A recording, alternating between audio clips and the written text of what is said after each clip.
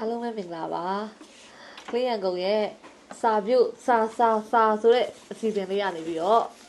ပြန်လဲကြိုဆိုလိုက်ပါတယ်ဒီနေ့ကလေးရန်ကုန်ကိုပေးထားတဲ့စာလွှာတွေအများကြီးတဲ့ကနေမှအကူအညီတောင်းတဲ့စာလေးတွေကိုဖတ်ပြချင်ပါတယ်စစ်ဆောင်စခန်းတွေက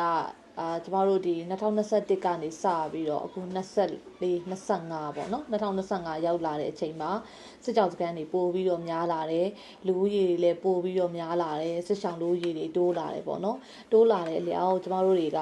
ဒီဘက်မှာအခြေခံလိုအပ်ချက်တွေလည်းအများများလာတယ်များလာတဲ့အတွက်ကြောင့်မလို့ဒီစစ်ဆောင်သွေးချင်းတွေရဲ့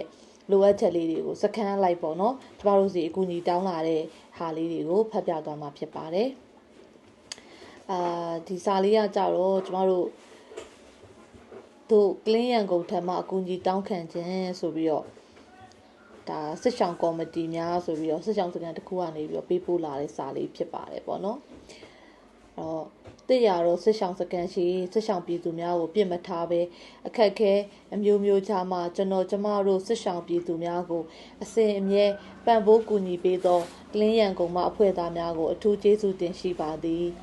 လက်ရှိစစ်ဆောင်စခန်းမှာအိမ်အောင်စု23စုရှိသည့်အနက်နေစရာတဲအမိုးအကာပြုပြင်ရန်ရှိသောအိမ်အောင်စု73စုအတွက်အမိုးအကာများကူညီထောက်ပံ့ပေးနိုင်ပါရန်ကလင်းရန်ကုန်မှအဖွဲ့သားများထံအကူအညီတောင်းခံတင်ပြအပ်ပါသည်တဲ့ဒီစကန်လေးရဆိုလို့ရှိရင်သူကချစ်စရာလေးပေါ့နော်အရင်ဆုံးကျေးဇူးတင်စကားလေးကိုသူတို့ပြောထားတယ်ပြီးတော့မှသူတို့ရဲ့လိုအပ်တဲ့အကူအညီတောင်းခံတဲ့ဟာလေးကိုသူတို့ရေးထားတယ်ပေါ့နော်အိမ်အောင်စု23စုရှိရတဲ့နေရာမှာ73စုအတွက်ကိုအမိုးကာလေးတွေပြန်ပြီးတော့ကူညီပေးဖို့သူတို့အကူအညီတောင်းထားတာပေါ့နော်တချို့စခန်းတွေမှာဆိုလို့ရှိရင်ကျမတို့ကတယ်လီဘက်ကလေးတွေနဲ့ပဲဒါတဲအိမ်လေးတွေစောင့်နေရတယ်ပေါ့နော်တောထဲမှာကျမတို့ပြောရမယ်ဆိုရင်တစ်တွေဝါးတွေခုတ်ဖို့အဆင်မပြေတဲ့သူတွေဒီလိုမျိုးဆိုလို့ရှိရင်သူတို့ကတကယ်တယ်လီဘက်လေးတွေနဲ့ပဲနေကြရတယ်ပေါ့နော်တယ်လီဘက်တွေကတော့သိတဲ့အတိုင်းကျမတို့6လ6လလောက်ဆိုလို့ရှိရင်ဒါရာသီဥတုတန်တွေကိုခံပြီးလို့ရှိရင်တယ်လီဘက်တွေကပောက်ကွဲပျက်စီးလွယ်တယ်ပေါ့နော်ပျက်စီးလွယ်တယ်အဲ့အတွက်ကြောင့်မလို့ကျမတို့တွေကပြန်ပြီးတော့အသစ်ပြန်ပေးရတဲ့ဟာမျိုးတွေရှိရပေါ့နော်အဲ့တော့ဒီစခန်းလေးအတွက်ကိုလည်းကျမတို့ဒါကူညီပေးနိုင်မှုစူးစမ်းရမယ်ပေါ့နော်အရင်တော့ဆိုလို့ရှိရင်တယ်လီဘက်ကတစ်ချက်ကိုဘယ်လောက်မှမရှိဘူးပေါ့နော်ဘယ်လောက်မှမရှိဘူးဆိုတာဥပမာစစအုပ်သုံးခြင်းဆိုလို့ရှိရင်3000ခွဲ4000လောက်ရတယ်ပေါ့နော်အခုနောက်ပိုင်းဆိုလို့ရှိရင်တော့တယ်လီဘက်တစ်ချက်ကို3သိန်းဝန်းကျင်လောက်ထိကိုတိုးလာတာကိုလည်းကျမတို့တွေ့ရတယ်ပေါ့နော်ကုန်စည်နှုန်းတွေလည်းတက်လာတယ်ဆိုတော့ဒီ73စုအတွက်အမိုးကာတွေရဖို့ကိုလည်းကျမတို့စူးစမ်းသွားပါမယ်လို့ဟုတ်ကိုကြည်တဲ့သူရှိလို့ရှိရင်လည်းဝိုင်းပြီးတော့ကိုကြည်ပေးလို့ရပါတယ်နော်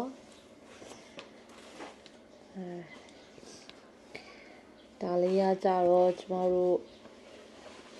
ဒါကဒီစာလေးရကြတော့ကျမတို့ဒါစားနပ်ရိက္ခာအကူအညီတောင်းတဲ့စာလေးပေါ့နော်ဖတ်ပြမယ်နော်တို့ကလင်းရန်ကုန်တာဝန်ခံအကြောင်းအရာစားနပ်ရိက္ခာတင်ပြတောင်းခံခြင်းအထက်ပါအကြောင်းအရာကိစ္စနှင့်ပတ်သက်၍ခရင်ဒီပြည်နယ်ဒီမော့ဆိုမြို့နယ်4မိုင်မြင်းဒီကုန်းကျေးရွာနေဇီးအောင်စစ်ဆောင်စခန်းအိမ်အောင်စု80လူဦးရေ335ဦးတို့သည်စားနပ်ရိက္ခာအမှန်တကယ်အခက်အခဲရှိနေပါသဖြင့်ကိုကြီးထောက်ပံ့ပေးပါရန်လေးစားစွာတင်ပြတောင်းခံအပ်ပါသည်လေးစားစွာဖြင့်စစ်ဆောင်ကော်မတီဆိုပြီးတော့ရေးထားတယ်ပေါ့နော်ကျမတို့ဒီစားနပ်ရိက္ခာလိုအပ်တယ်ဆိုတော့စခန်းတွေထဲမှာတချို့စကန်တွေဆိုလို့ရှိရင်စကန်အသစ်ကလေးတွေအများကြီးပါလာတာကိုတွေ့ရတယ်ပေါ့နော်စကန်အသစ်ဆိုတာကကျမတို့ဒီတစ်လေးလုံးနောက်ပိုင်းမှာပြောင်းလာတဲ့စကန်တွေရှိသလိုမျိုးအရင်ရှိပြီးသားစကန်တွေကနေပြီးတော့ကျမတို့မြေအခက်ခဲကြောင့်ပေါ့နော်အရင်မြေပိုင်ရှင်ကပေးမနေတော့လို့တခြားနေရာကိုရွှေ့ပြောင်းသွားတဲ့လူတွေဆိုလို့ရှိရင်ဒါစကန်အသစ်တွေပြန်ဆောက်ရတယ်ပေါ့နော်အဲ့လိုလူတွေအတွက်ဆိုလို့ရှိရင်လည်းဒါစခန်းကနာမည်အသစ်ကလေးတွေနဲ့ပြန်ပြီးတော့စခန်းအသစ်လေးတွေဖြစ်သွားတာရှိရပေါ့နော်အဲ့လိုစခန်းအသစ်တွေမှာဆိုလို့ရှိရင်တခြားထပ်ပြီးတော့ရှောင်လာတဲ့ဆက်ရှောင်တွေလည်းအများကြီးရှိတဲ့အတွက်ကြောင့်မလို့လူဦးရေတွေလည်းများတယ်အိမ်တော်စုတွေလည်းထပ်တိုးလာတယ်ပေါ့နော်အဲ့ခါမှာစားတဲ့ရိတ်ခါတွေလည်းတကယ်ကိုလိုအပ်ပါတယ်အခုဆိုလို့ရှိရင်ကျမတို့နေ့စဉ်အာဟာရကျွေးတဲ့စခန်းလေးတွေက၄ခုရှိတယ်ပေါ့နော်နေ့စဉ်ကျွေးနေတဲ့၄ခုမှာဆိုလို့ရှိရင်ကျမတို့က သွားလိုက်တိုင်းစားနပ်ရိက္ခာအခုတောင်းတာတွေအများကြီးတွေ့ရတယ်ပေါ့နော်အများဆုံးတွေ့ရတယ်အဲ့အတွက်ကြောင့်မလို့လေကျမတို့အခုကလင်းရန်ကုန်ကနေပြီးတော့ဆန်အလူကမ်ပိန်းလေးပြုလုပ်နေပါတယ်အဲ့တော့ဆန်အလူကမ်ပိန်းလေးမှာလည်းတက်အားသွေးပေါ့နော်ကျမတို့စစ်ဆောင်သွေးချင်းတွေအတွက်ဝိုင်းဝန်းကိုကြီးအဖြစ်ပေးကြဖို့ကိုလည်းဒီနေရာနေပြီးတော့မြစ်တာရက်ခံအကူကြီးတောက်ခံလိုပါတယ်လို့ဟုတ်နောက်တစ်ဆောင်ဒါလေးအောင်စာအိတ်ကလေးရတယ်ပြီးတော့ဖတ်ကြည့်လိုက်မယ်နော်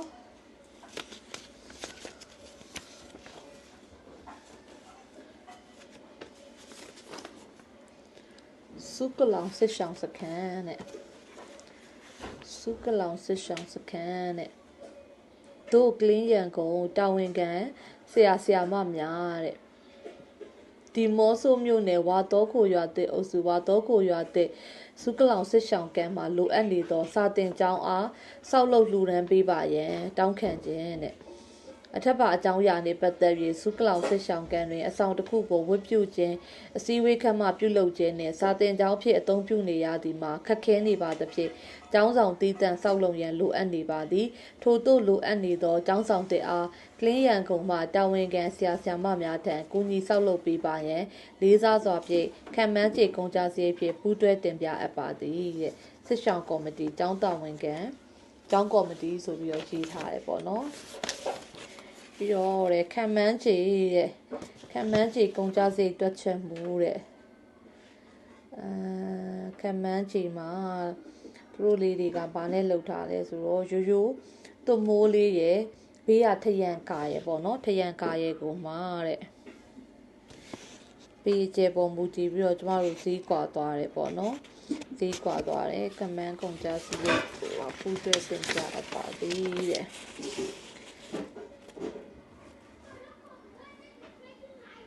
ဆရာမ9ဦးတဲ့ကျောင်းသူကျောင်းသား42ဦး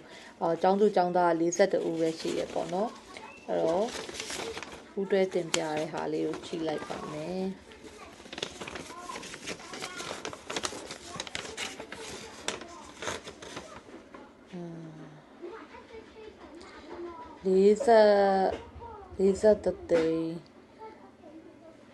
40သိန်းကျော်ပေါ့နော်40သိန်းကျော်ကုန်ကြမယ်ဆိုပြီးပြောထားတယ်ပေါ့နော်ကျမတို့ဒီဘက်မှာစာတင်ကျောင်းလေးတွေဆောက်လို့ရှိရင်ပေးကျဲဝန်းပေါ်မူတည်တယ်ပြီးလို့ရှိရင်ထရန်လေးဆိုလို့ရှိရင်ဈေးရတစ်မျိုးပေါ့နော်ပြီးလို့ရှိရင်တစ်နဲ့ပေါ့ပတ်လေတစ်နဲ့လှုပ်လိုက်လို့ရှိရင်တော့ပို့ပြီးတော့ကြလဲခံတယ်ကလေးတွေရဲ့ဒီပေါ့ကလေးတွေစော့ကစားတဲ့ဒီကနေပြီးတော့ထိခိုက်မှုကပိုတက်တာတယ်ပေါ့နော်ရံဖြာတွေကကြတော့ဘာရှိလဲဆိုတော့ကလေးတွေကဘောလုံးကန်တာတို့ချင်းခတ်တာတို့နောက်တစ်ခုအချင်းချင်းတို့စော့တဲ့အခါမှာရံဖြာလေးတွေကိုတွန်းပြီးတဲ့အခါမှာရံဖြာလေးတွေကကြမခံဘူးပေါက်ပြေးတာတွေရှိတယ်ပေါ့နော်ရှိတဲ့အခါကျတော့တစ်နဲ့ဆိုလို့ရှိရင်တော့ဈေးရတစ်မျိုးသွားတယ်ပြီးလို့ရှိရင်အကျယ်ဝန်းပေါ်မူတည်ပြီးတော့ဈေးကွာသွားတာတွေရှိတယ်ပေါ့နော်ကျမတို့ဒီနောက်ဆုံးဆောက်ခဲ့တဲ့ကျောင်းဆောင်လေးဆိုစုစုပေါင်း380ကုန်တယ်ပေါ့ပတ်လေးမှာကျမတို့ကတစ်သားနဲ့တောက်လျှောက်သုံးထားတယ်ပြီးလို့ရှိရင်အောက်ကိုလည်းဘယ်လိုခေါ်မလဲတမန်တလင်းခင်းထားတယ်ပေါ့နော်ဘီလက်မြေနဲ့တမန်တလင်းလေးခင်းထားတယ်ပြီးတော့အပေါ်ကတွန့်မိုးပေါ့နော်အဲ့လိုမျိုးဆိုတော့အဲ့ပေါ်မူတည်ပြီးတော့စီးလေးတွေကတော့ကွာပါတယ်အဲ့တော့ကျောင်းဆောင်ဆောက်လုပ်ပူညီပေးခြင်းနဲ့အလူရှင်လေးရှိလို့ရှိရင်လည်းတူးတဲ့လူတန်းကျင်တဲ့သူတွေအနေနဲ့လည်းတူးတဲ့လူလို့ရပါတယ်ကျမတို့ကအလူရှင်နာမည်လေးကိုသိချကနိုင်လေးနဲ့ပုတ်ကလေးထုတ်ပြီးတော့ကျောင်းဆောင်လေးတွေမှာကတ်ပေးပါတယ်အဲ့တော့စူပေါင်းပူကျင်တဲ့သူတွေအနေနဲ့လည်းစူပေါင်းပြီးတော့ခူးလို့ရပါတယ်နောက်တစ်ဆောင်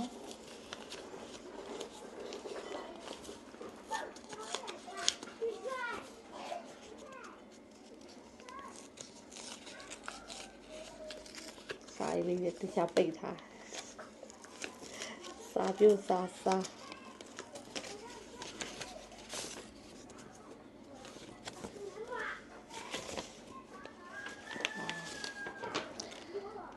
ဒါလေးကဘာစာဖြစ်မလဲသိလားဖတ်ပြမယ်နော်တို့ကလင်းရန်ကုန်နဲ့အကြောင်းအရာရေးပေါ်လိုအပ်နေတဲ့အခြေခံလိုအပ်ချက်ဖြစ်သောစားနပ်ရိက္ခာအတွက်အကူအညီတောင်းခံခြင်းနဲ့အထက်ပါအကြောင်းအရာနဲ့ပတ်သက်၍ကရင်ပြည်နယ်ဒီမော့ဆိုမြို့နယ်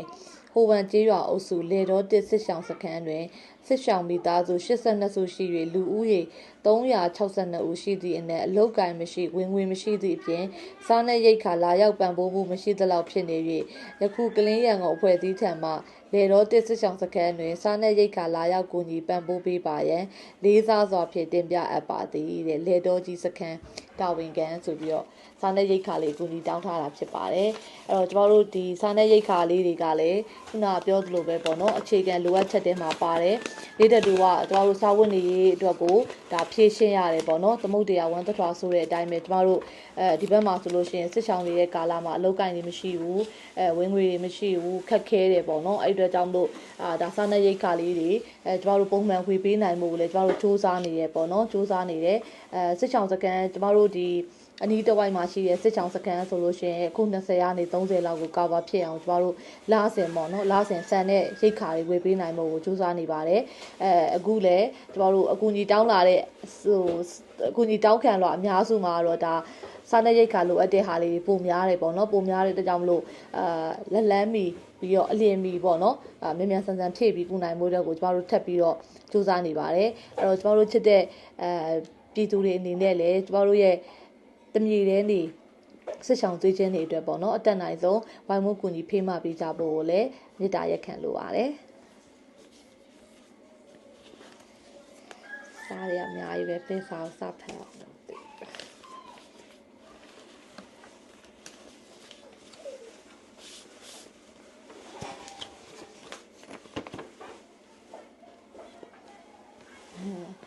ဒီကောင်လေးကကြတော့ကျမတို့ကိုဘာတောင်းတာလဲဆိုတော့တဲ့တို့တာဝန်ခံဆရာမတဲ့ခမ်းမဆောင်ပြန်လဲတိဆောက်ပေးပါရဲ့အကူအညီတောင်းခံခြင်းတဲ့အဲ့တော့ကျမတို့ client ကိုအနေနဲ့ကဒီဘက်မှာဆိုလို့ရှိရင်ဘာသာရေးအဆောက်အဦတွေဖြစ်တဲ့ဖျားကျောင်းဆောင်တွေပြီးလို့ရှိရင်အစည်းအဝေးတွေပြုလုပ်နိုင်မှုအတွက်ခမ်းမဆောင်တွေစာသင်ကျောင်းဆောင်တွေဆောက်လုပ်ပေးလျက်ရှိတယ်ပေါ့နော်အဲ့တော့ဆောက်လုပ်ပေးတဲ့အခါမှာကျမတို့ကခမန်းကုန်ကြစိတ်ကလေးတွေဒါတွက်ချက်ပြီးတော့သူတို့ရှူလာပေးတဲ့ဟာလေးတွေရှိရပေါ့နော်အဲ့တော့ဒီဟာလေးဆိုလို့ရှိရင်သူတို့ပုံချမ်းလေးတောင်မှဒါဆွဲပြထားတယ်ပေါ့နော်ပုံချမ်းလေးဆွဲပြထားတယ်နော်အဲ့တော့ခမ်းမဆောင်ဆိုလို့ရှိရင်လည်းကျမတို့ကestimate ကုန်ကြစိတ်ဆိုလို့ရှိရင်ကျမတို့350ကနေ60ပေါ့နော်ပေအကျယ်ဝန်းပေါ်မူတည်ပြီးတော့ကွာပါတယ်ခမ်းမဆောင်လေးတွေလည်းကျမတို့ကူလို့ရတယ်ပေါ့နော်ကူပေးလို့ရပါတယ်ရှင်အဲ့တော့ကျမတို့စာလေးတွေကတော့အများကြီးရှိရပေါ့နော်စာလေးတွေအများကြီးထဲမှာတော့ပုံမှန်ဆိုလို့ရှိရင်ကျမတို့ကအခြေခံလိုအပ်ချက်ဖြစ်တဲ့ဒီစံတဲ့ရိတ်ခါတွေအကူအညီတောင်းတဲ့ဟာရှိတယ်ပြီးရင်အမိုးကတလက်ဘက်တွေအကူအညီတောင်းတဲ့ဟာရှိတယ်နောက်တစ်ခုကကြတော့ခုနကလိုပေါ့နော်ဖျားเจ้าဆောင်ခမ်းမဆောင်စာတင်เจ้าအကူအညီတောင်းတာတွေရှိသလိုမျိုးအခုနောက်ဆုံးမှဆိုလို့ရှိရင်ဘာရှိလဲဆိုတော့ကျမတို့ဒီအရင်တော့ပေါ့နော်2021စပြီးတော့စစ်ဆောင်လာတဲ့အချိန်ကနေစပြီးတော့ဒီမြေနေရာပေးထားတဲ့မြေပိုင်ရှင်တွေကနေပြီးတော့ကြာလာတဲ့အခါမှာသူတို့လည်းအခက်အခဲတွေဖြစ်လာတဲ့အခါတော့ဒီနေရာမှာစိုက်ပျိုးရေးတွေပြန်လုပ်ဖို့ရှိတဲ့အခါကျတော့ဒီစစ်ဆောင်တွေကိုပေးနေထားတဲ့နေရာတွေကိုပေါ့နော်တခြားနေရာကိုရွှေ့ပြောင်းတဲ့အရာလေးတွေရှိရပေါ့နော်ပြီးခဲ့တဲ့January ရဆိုလို့ရှိရင်ကျမတို့စကန်တစ်ခုကိုပြောင်းပေးလိုက်ရတယ်ပေါ့နော်စကန်တစ်ခုကအကူအညီလာတောင်းလာတဲ့အခါကျတော့ကျမတို့တဲလေးတွေပြန်ဆောက်ဖို့အိမ်တစ်လုံးကို30နဲ့ကျမတို့ဒါစစ်ချောင်းစကန်မှာအစ်စ်ပေါ့နော်သူတို့ပြန်ပြောင်းမဲ့နေရာအစ်စ်မှာတဲအိမ်လေးတွေပြန်ဆောက်ပေးတာမျိုးတွေရှိတယ်အခုနောက်ပိုင်းမှာတော့အဲ့လိုမျိုးစစ်ချောင်းစကန်ပြောင်းသွားမဲ့အင်ဂျီလေးတွေအများကြီးရှိလာတယ်ပေါ့နော်အဲ့အတွက်ကိုလည်းကျမတို့ဒါအကူအညီလေးတွေတောင်းခံလာလေးတွေရှိတယ်ပေါ့နော်အဲ့ဒါလေးကိုတော့ကျမတို့ရှေ့တစ်ဖက်ကြလို့ရှိရင်ထပ်ပြီးတော့ကျမတို့ဒီစာတို့စာအစီအစဉ်ကနေပြီးတော့စာလေးတွေဖတ်ပြပြီးတော့ပြည်သူလူထုစီမှာအကူအညီလေးတွေဆက်ပြီးတော့တောင်းခံသွားပါမယ်ကျမတို့ချစ်တဲ့ပြည်သူလူထုအနေနဲ့ကလည်းကလင်းရန်ကုန်ကိုယုံကြည်စိတ်ချစွာနဲ့ကူညီပေးကြတဲ့ပြည်တွင်းပြည်ပကစေတနာရှင်တွေနဲ့အတူကျမတို့ရဲ့သွေးချင်းတွေကိုပေါ့နော်ဆက်ပြီးတော့ကူညီစောင့်ရှောက်ပေးဖို့ကိုလည်းဒီနေရာနေပြီးတော့မေတ္တာရက်ခံပြောကြားလိုပါတယ်အားလုံးချစ်စွာများကြီးတင်ပါတယ်